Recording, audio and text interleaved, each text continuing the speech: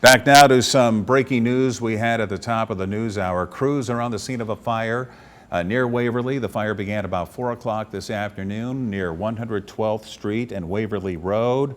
You can see the location on the map there on your screen. Channel 8's Philip Catafamo has been there throughout the evening. He joins us live with the latest. Philip.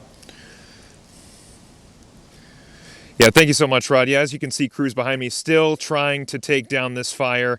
They've been out here, like you said, Rod, since about 4 o'clock. What we know right now, like we talked about at the top of the show, crews responded to a commercial structure fire. That was a business on property. It was not a home that caught on fire. It was a business on property that caught fire. They found light and moderate smoke coming through the entire building.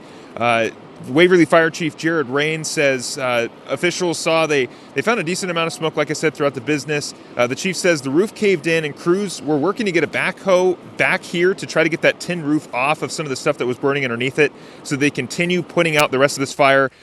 No word on if that has happened yet. That was at least an hour or two ago, so more than likely they've probably done that. One person was on property and they were able to call 911. Which is great. And right now, like you heard earlier, the cold just making it a little difficult to cut down on some of these, or to try to help cut down on some of this fire. And crews will continue to battle this blaze. Chief Rains expects the crews to be out here till about midnight.